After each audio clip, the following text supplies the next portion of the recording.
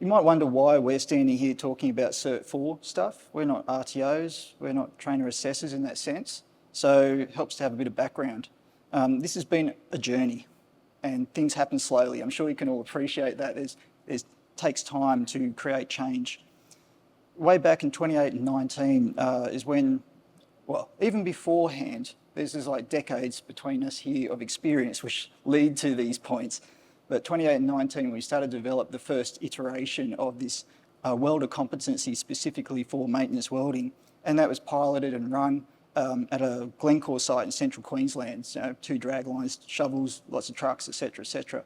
Following on from that, talking to the Glencore asset management team, and that led to the start of that Glencore competency, which we supported them with developing. As we roll through, then there was a federal skills reform process going on. At that point in time, we were invited by the jobs, and so it's all complicated in this world of vet, vocational education and training. So real rapid crash course here. It's super complex. Jobs and Skills Council, they look after individual packages for certain training, types of training and trades. We're invited to be part of that industry skills reference group, and so that's broad cross-sector across all types of industry, having input on what needs to change in terms of this skills reform process and the training packages. Through a lot of roundtable discussions, it was understood that and agreed upon that there does need to be something around maintenance welding. Everyone was like, yeah, actually, there is nothing. We should have something. So that led to, 21, the start of this drafting of these new units. They ended up being placed at Cert 4 level, and we were asked to provide that technical input into that drafting process, subject matter experts. Things trickle along, and this actually happened quite quickly for the accredited vet world. So then in December 22, gone through again the public review process, and it's issued. So this is how things change in the world of like RTO land and accredited training and stuff. It's slow, and this only happens periodically, every decade or so, normally, when there's a review process. So 22, these new units are released, and there's one called MEM 05069, Advanced Weld Repair and Maintenance. That's the one, that's the ticket, right? Problem is, new unit, no training package. How does anyone deliver it? So that leads us at that point in time going, oh yeah, that is a problem actually. I didn't know anything about vet. We had a massive learning curve in this process. So at that time, there was a New South Wales government grant going called the Trade Pathways Innovation Fund. And that was designed so for these innovation and different ways of getting into trades. So that applied for that grant, got that, and I'll talk more about that, to develop the training package in conjunction with Muswellbrook TAFE, New South Wales TAFE, and Manufacturing Skills Australia. That project kicked off in June last year, ended in June this year, and that's it. That's the timeline in a nutshell. So what we're going to talk about is what we learnt from that, because we learned a bit. MWUP, Maintenance Welding Upskilling Program, that's a partnership, so working with an RTO because it is accredited vet. We were providing the technical input. Turns out a lot more fell our way, and we ended up developing the whole training package and mapping and designing and assisting and supporting and creating way more than what I could have considered. So it's been a real crash course in all that sort of accredited vet world. But it worked out really, really good in the end, because what's happened is we've got that resource and it's sitting there with MSA for RTOs to use going forwards. So we've got something that says how it can be interpreted and applied for industry, at least in heavy maintenance sector. How many people come from a trade background or understand all about Cert 3, Cert 4, how it all works? Anyone? Reckon they know a bit? Maybe a few. I reckon that's what I expect. I knew nothing as well. Cert 3 is our trade cert, what we call, Boilermaker, generic term. Currently, it's one of those 6 different types of things that you specialise in: Boilermaker welder, sheet metal worker, blacksmith, surface finisher. They're all called Cert 3 Engineering Fabrication. That word fabrication, I want you to pay attention to. There's a certain number of points that is put together. In principle, you might think there's differences and specialisations. Yes, there's a whole raft of units, but then they end up doing only a few very similar ones. But they still have, it's about what they actually cover and what they don't cover. And it's hard to understand that. Most people, we didn't understand that either in terms of what's actually covered. And going beyond that, to get your Cert 4, you're doing an extra 36 points. This MWAP program, project that we worked on, was these 5 units. And how it works, again, complicated vet.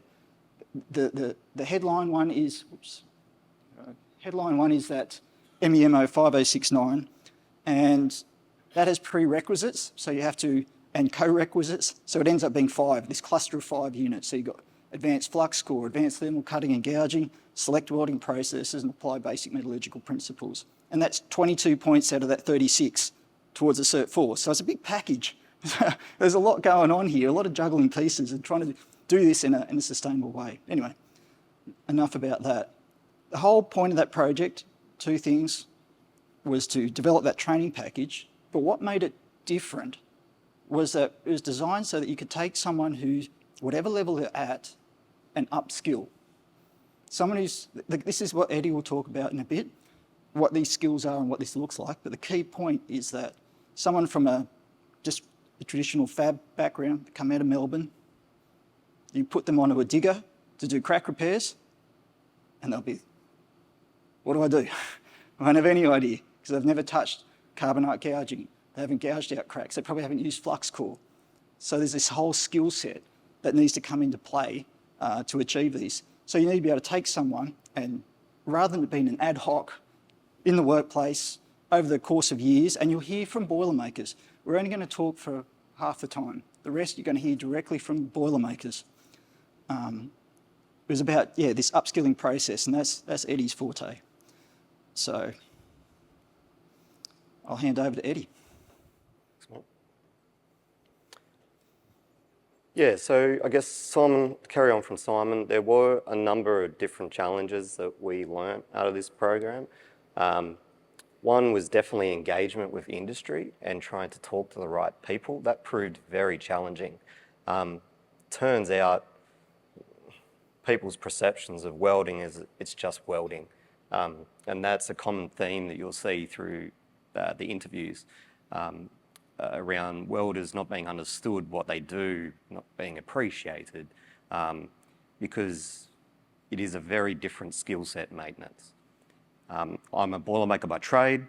I've had a very unique experience through my trade, through welding competitions and doing customised OEM qualifications back when that was a thing. A lot of that type of thing has gone from industry. These things don't happen anymore. There's been no upskilling for welders. Briefly on this slide, we got just a few shots of people that went through the course. Predominant supporters of this, I'd really like to thank WestTrack. They really got on board with this. They're welders, they jumped at this opportunity, and WestTrack supported them. They didn't turn anyone away who wanted to come. Komatsu also, they had a mature-aged lady come through. Solidus IQ, another welding repairs company from Newcastle, attended Muswellbrook TAFE to do this. And a number of other little fabrication companies, and generally they were welders off their own back. They took their own leave to come and attend. What was unique about this course was what you see there on screen. These are some of the things that they're not taught in fabrication. I never learnt a lot of this stuff until, particularly when I started doing, I got thrown in the deep end as a second-year apprentice to go and learn a boom welding course. For those not familiar, drag-on boom welding, Bucyrus era, tubular booms, TKY joints. It's very complex. So there's a lot of geometrical development knowledge that you needed, but as well as crack repairs, and cracks do not run in a straight line. Also through this process, we looked at VOC and went through VOC very thoroughly, because a lot of the students, some of the students that attended had not really been formally taught carbon arc gouging. In fact, back a slide, there was a young lady from Westrac, Emma. She'd come from overseas and started her time here in Australia, and she had touched no carbon arc gouging or flux cord before coming to Australia. So we had to step back to make sure that they understood about setting up equipment safely, correctly, because carbon arc gouging presents its own unique challenges. There's a lot of molten metal. There's tips and tricks and teaching people on how to direct that flow of molten metal, shaping of electrodes, things like that to get the outcome that you want. Obviously, a very high current and the air. This is something that the compressed air that people generally forget about. And in field repairs, that becomes a problem when you've got a lot of oil and water in the system, and that's overlooked. I haven't seen very many places do that well. So yeah, carried on from the VOC through all the welding allied processes, oxy-fuel, oxy-heating, covered off on that. So this quote rings very true for me, because generally, even through my time in learning, it was always handled by a test. You were given a welder qualification test, and that, I now know, didn't really represent anything. There was indicative values, but it represented something that was perfectly fabricated in a shop. You had a machined prep, you had an oxy-cut flame prep, everything was right. It was the ideal conditions. But when you're thrown out in the field, that is not the case. You're in cramped, stressed positions, upside down, hanging from a rope, EWP basket, everything. You've got all the elements to deal with. So through my journey, just putting a test at someone until they pass, until it sticks, that's not the right thing to do. And welders are very kinesthetic learners. I learnt very much hands-on, not theoretical, practical doing. So you'll also see that there's a heavy coaching element in this. Now, I'm sure you've probably all seen similar images. I've probably got thousands, if not hundreds of thousands of weld shame. This is just some of it. The one with the red crayon mark, that's inside of an excavator. I'm sure a lot of all your assets have very similar looking welds. And as for backing bar, through this, you'll see in some photos, we're teaching them how to insert it properly from one side. There's a lot of challenges in that, and people really struggle with it. So this is the coupon to the left. This is the assessment coupon. That's a carbon copy of what we do with the maintenance welder competency. That's the same coupon. So we handle this from a repair scenario state. So there's no point prepping up plates, as I was saying, in Sanity, doing the same thing and expecting a different outcome. We machine it. We don't machine it. We just butt it up hard and treat it as crack repair scenarios. So we look at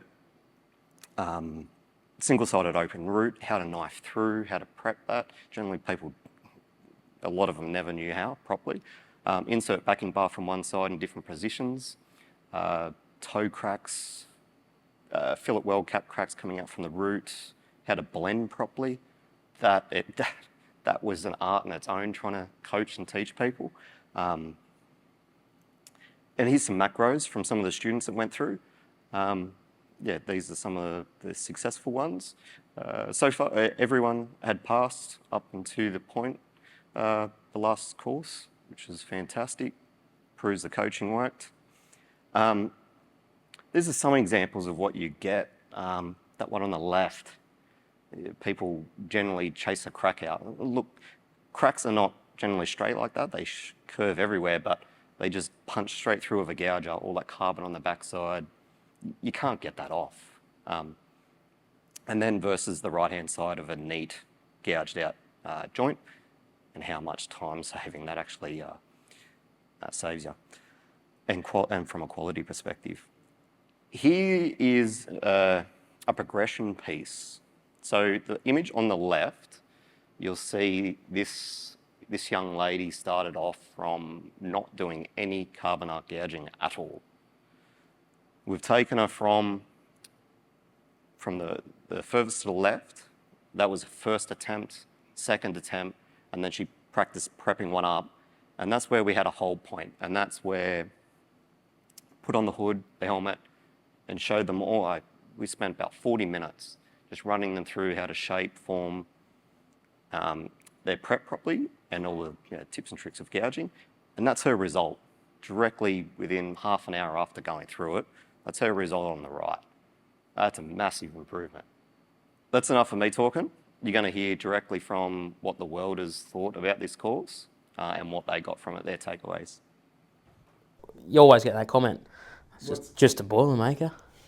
Yeah, I think we're kind of, as a trade, we're a bit forgotten about or a bit underappreciated, I think, to be fair.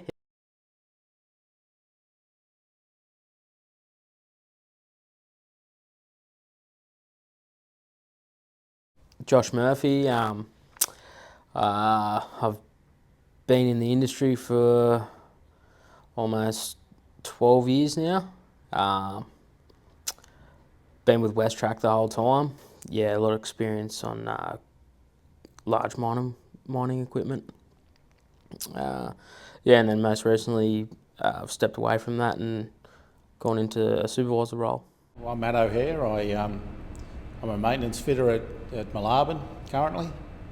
And I got down here in 2006 and that was all good fun, working for the different coal mines around the place, just maintenance.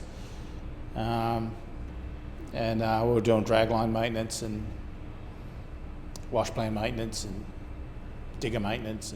My name is Satish. I'm basically from India.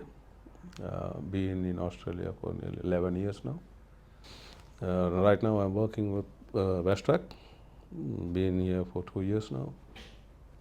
I've been a Boilermaker for 30 years. Before coming to Australia, I've been in different countries. Been in the US, been in the Middle East, working different industries.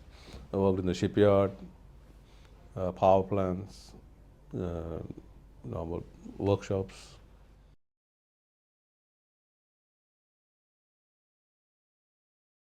No, crack records are different. It can be anyway. It's not uniform. You can have another weld inside that, another crack into that. Most of the repairs you're doing it, you're not doing it in a procedure. You're just doing it. Oh, it's cracked. Just weld it. You're not putting your exact right heat input, or you're not prepping that properly. It can come back in another 3 months. You're spending the same amount of money again.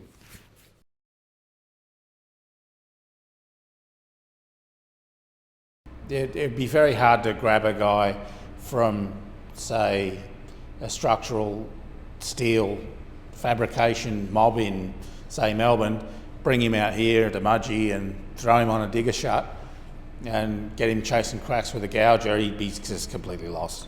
So, yeah, it takes time to learn all these things, yeah.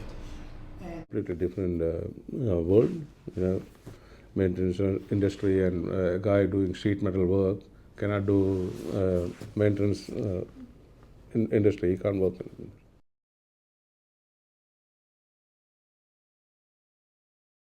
In the maintenance industry, the gouging is a skill actually. It's like an art.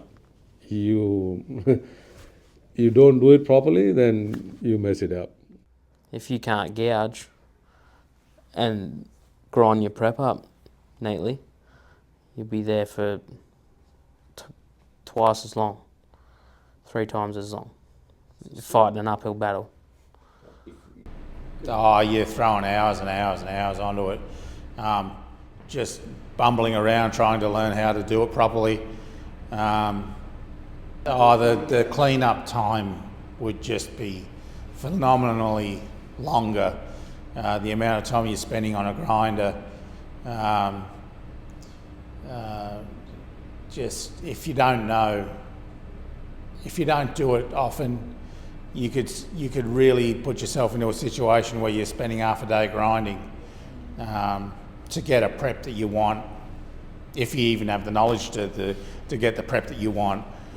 And then you got the welding on top of that. So if you haven't prepped it properly, you're going to be spending a long time welding it. And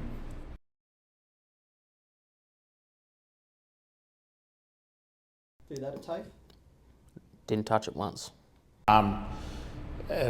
you don't get taught a lot of that stuff.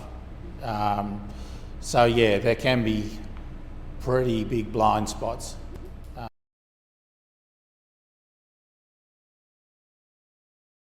I've seen it before when they've, they picked up the gouger and gone to start hooking in, and it's like a tap coming out of the end of it.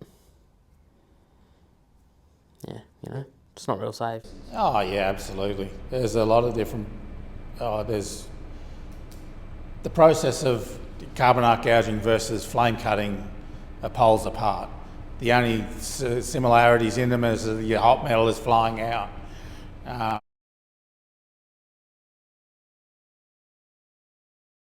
far as previous teachings I've had that have really taught me how to do that sort of thing, I haven't had anything that would really teach me how to do that. I've not. Yeah, it just seems to be like a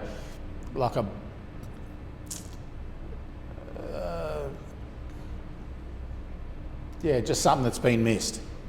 Yeah.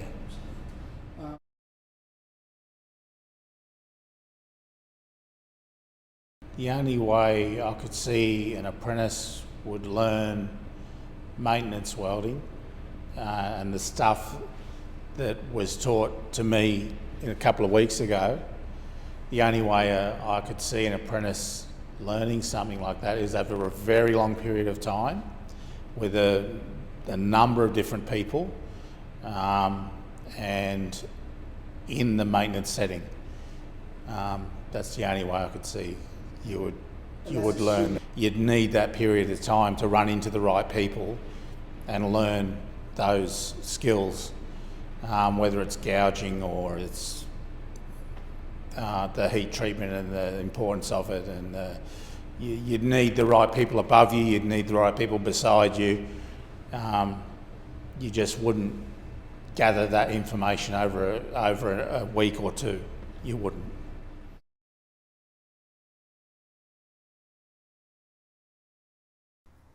Anyone can weld on a brand new bit of plate, like on a coupon, whether it be down end, overhead, vertical, horizontal, whatever. But that's only half the part of your maintenance repair, as we've said. The most important part's your prep, which is your gouging, your grinding, and that's not covered off in any sort of competencies. So, yeah. There's a massive difference there. Other than that, you can do a weld in a workshop environment, in a position, it's handy for that. Maybe more for the fabrication style of thing, but for maintenance, can be very hard to see how something like that would be beneficial. Yeah, what's missing is the knowledge of how to, in the case of a digger bucket, what's missing there is the preheat, the post heat, the digging out of all of the crack. And then toweling it up with a grinder and then throwing the preheat on it and the weld. I don't think so. Like, yeah, I know from my experience, I've known people that have got the same welder quals, but they're miles apart. Yeah. And do welder quals, are they a good measure of that full skill set? Gouge, grind, prep? No, I don't believe so.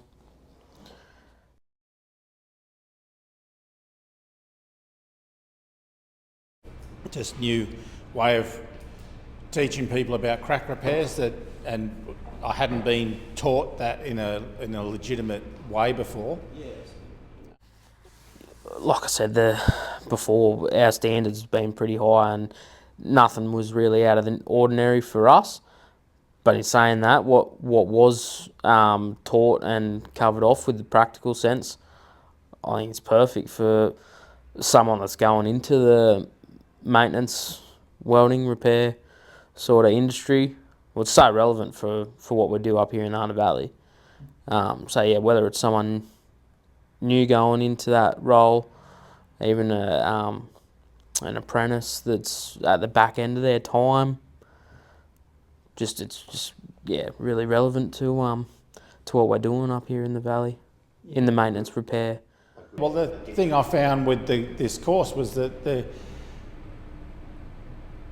I guess was the consolidation of little old wives' tales that you've heard through the course of learning as a tradesperson on the job, not at TAFE. Were brought to me in a fashion that was like, taught. For instance, your spark tests and stuff like that. I'd heard about it. People had said this and that, but never really taught me anything at all. But yeah, to have it formalised and put into a framework that you could learn, it was very beneficial compared to what I'd been, or how I'd been taught it before. Just you'd been taught a word of mouth, and whether it was the spark testing or it was the gouging. I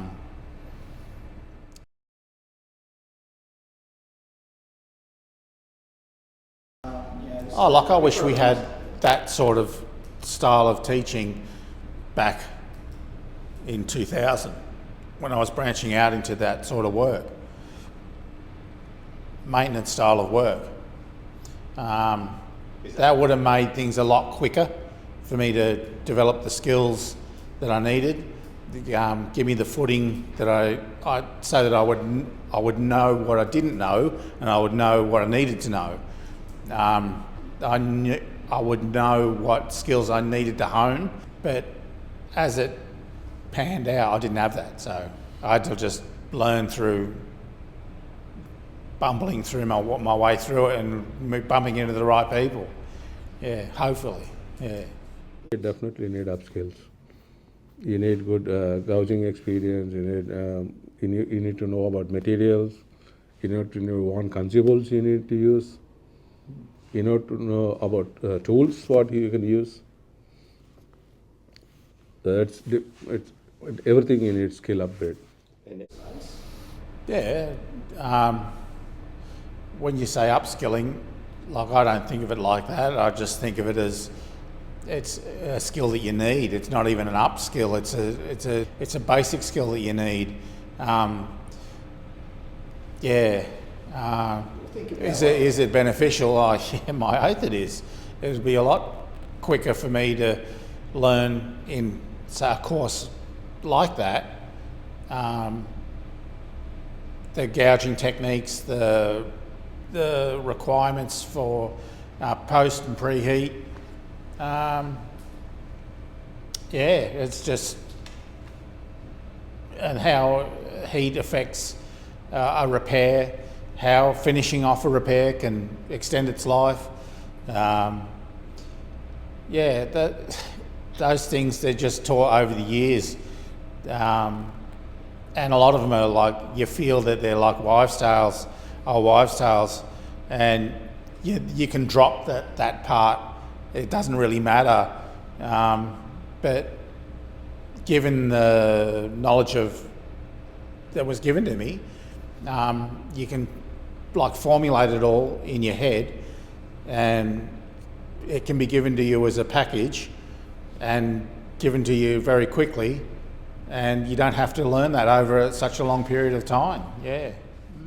The importance of why we're doing these repairs, and if you don't have the people that are like skilled enough to do it,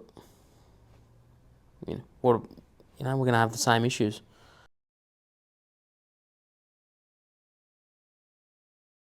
Yeah, some places when you're doing joint preparation, so you have to plan it where you have to gouge. Is it better to go into a confined space and gouge, or gouge outside? So that's planning required. So some people, they don't understand this. Just do it. Just gouge it. They don't know what risk factors are there when you go into the confined space and back gouge it. Making more work. It can be easily, weld internal and come outside and just gouge it. So it makes it easier. Yeah, I was contracting for a mob, maintenance engineering mob, and it was for a coal mine, and I was inside a dump hopper, gouging out some biz plate away from a hopper body, coal hopper, where they tip in and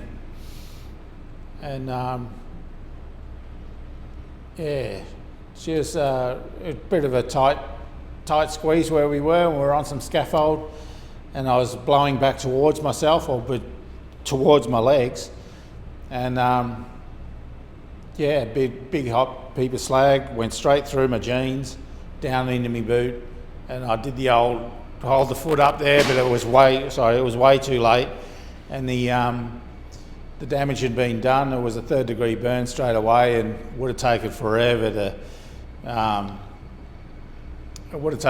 to heal on its own. I had to go for a graft, and it took about 3 weeks or something like that. I was back to work.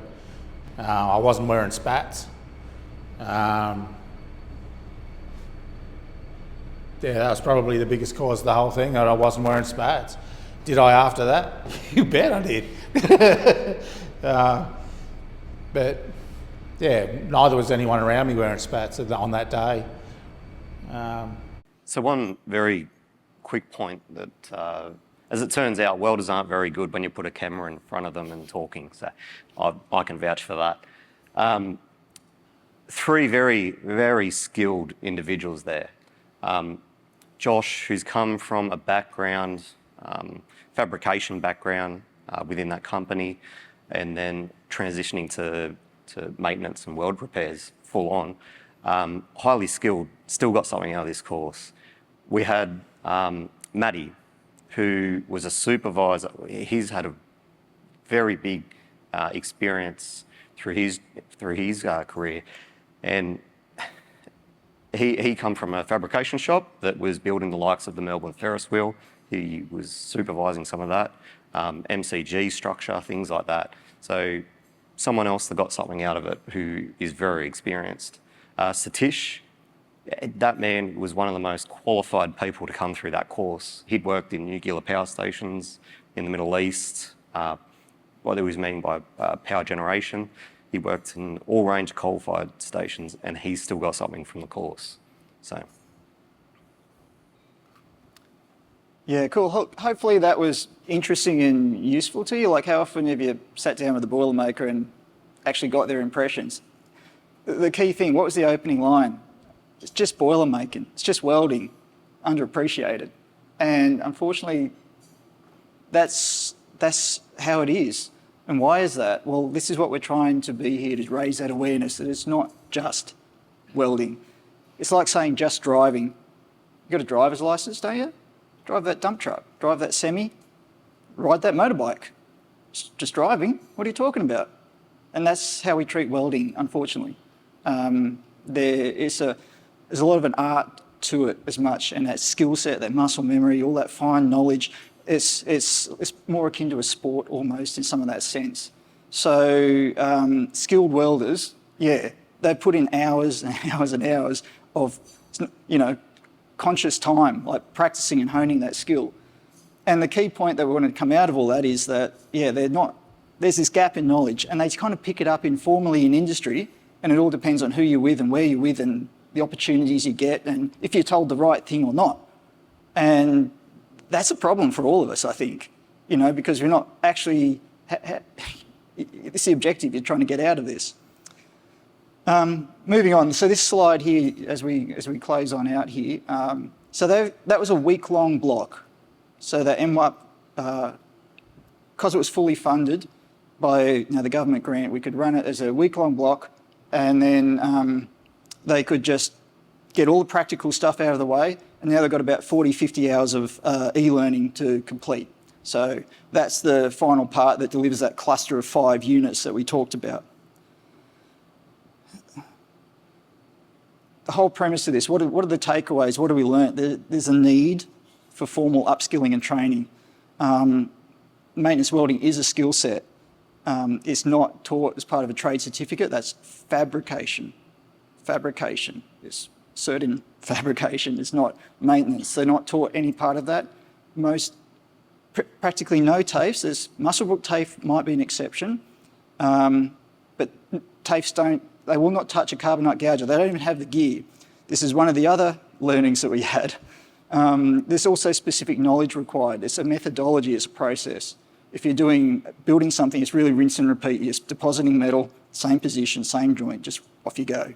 Cracks, change, have volume, it's methodology, it's know-how. You're not having the same strict process that controls you do in a workshop. What we really learnt is that in trying to engage, hey guys, free training.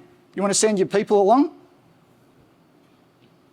Industry doesn't understand vet. It doesn't get it. Well, they're just Boilermakers. What are they going to learn? They've already been doing it. What's the Cert 4 going to give them? Oh, they're just going to TAFE. What's the point of that? Or it's around the other way where they go, oh yeah, but if I send my guys for upskilling, then they'll leave.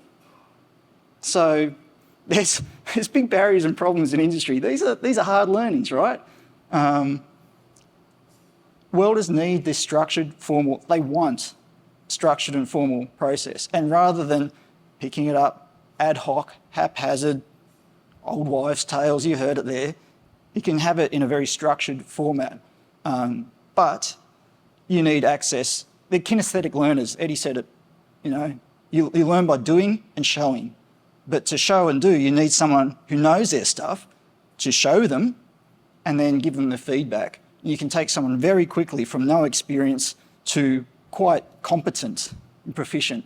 And that won't happen by themselves. They'll just be watching YouTube videos and trying to figure shit out. And it doesn't go real well in general. Another key learning, and this totally shocked us from what we initially came about. So that 5069, that's the Perform Advanced Weld Repair Unit. Great, packages out there. There's an opportunity there that can go into play. Oh, hang on. Actually, pretty much no RTO or TAFE could do that practical component. They don't have the facilities, they don't have the equipment, and they don't have trainers and assessors who've got the experience and skills to actually pass on that knowledge. Then you've got another hurdle too. This is an expensive thing to run. And the way vet and RTOs work, they get a certain amount of money to do it. So suddenly there's a financial barrier even to doing that practical component.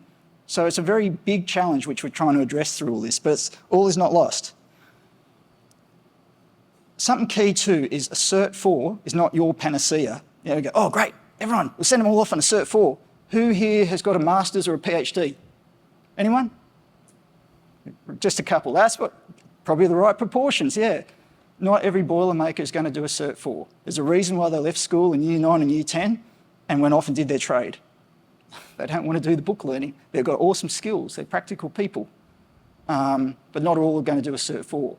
Where there's opportunity, that needs to be a progression pathway. But we can take the knowledge that we learnt from this and apply it down into You know, we learn about this upskilling and how to package it in that skills basis. So that's one of the key takeaways, is creating training pathways. Starting from our trade certificate, we know roughly what that is. It's a very vanilla, generic type of thing, no matter what. A lot of what they learn is picked up on the job. You can have your Cert 4 at the top, but somewhere in the middle is having this benchmark progression, this step along the way. And that's the skills basis. Because how long does a Cert 4 take to do properly? Not an RPL tick box exercise. We're talking weeks, months, maybe years. Should be a couple of years potentially. That's not viable as well for everyone, and it's expensive. So having a short form, 2-day sort of micro credential where they can, how do you tell if someone's competent? Well, show us how you can do it. That's what we want. Once you've got that benchmark, then there's plenty in the industry who have awesome skills. They come from sheet metal backgrounds, they come all sorts. The trade certificate doesn't actually tell you what they can do. You can't say, oh, you're only a sheet metal worker, you can't be doing that. We've countless ones have come through. They're some of the best craftsmen.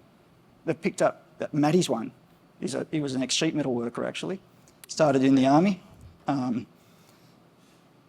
So you can't rely on that. So let them demonstrate what their competency is. So if they've got the experience, great, benchmark. And if they don't, well, how do you create a need for training and upskilling? We have to set a standard, don't we? And until you've set that, now you've got a gap, and now you've got a training opportunity, an upskilling opportunity. That's pretty much fundamentally where the industry sits at right now, is that we haven't recognised that gap. We haven't set that standard.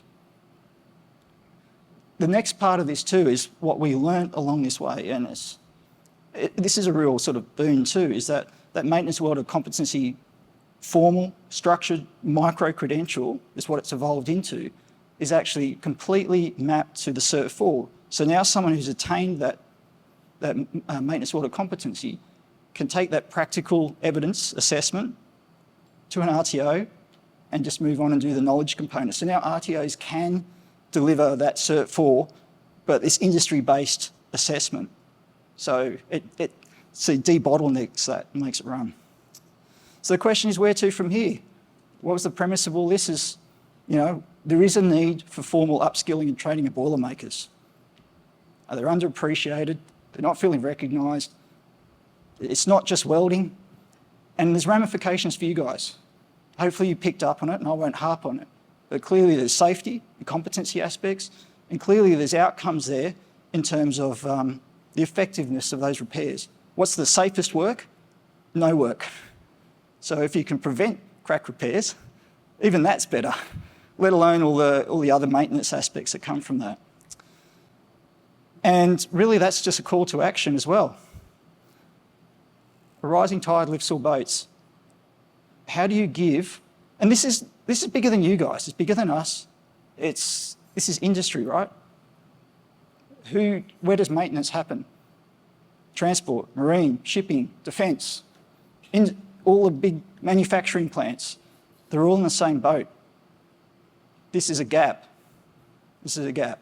So how do we do it? We need to be that rising tide. We need to set that standard to create the opportunity for these coaching and development and upskilling so people can do that in their shops. This benefits employers because you've suddenly got safer, more effective workers, benefits industry, you get better outcomes, you know that you're getting safe people coming to site, you can be confident in that.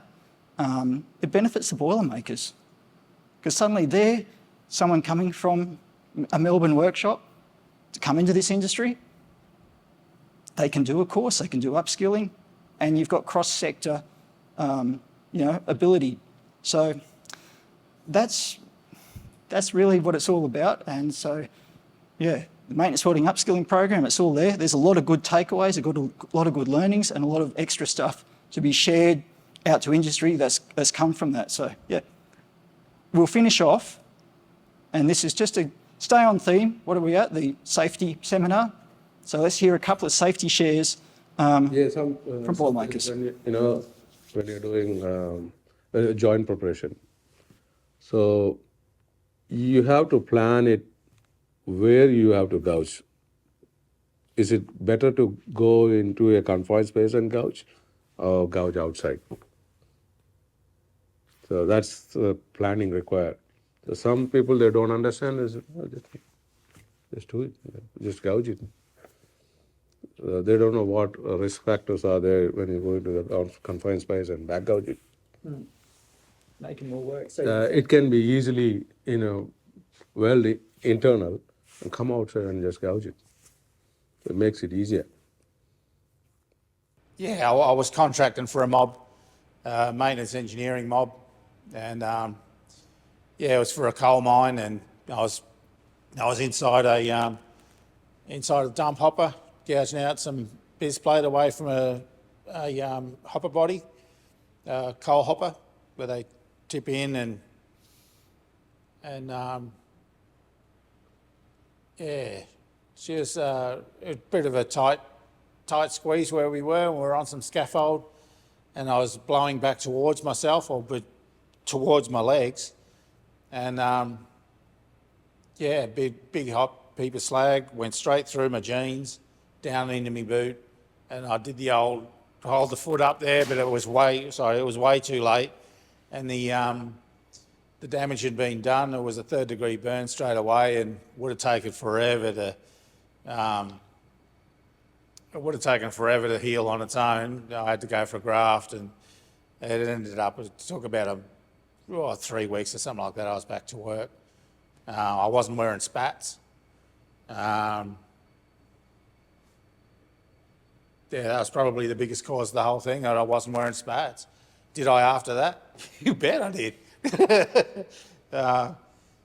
But yeah, neither was anyone around me wearing spats on that day.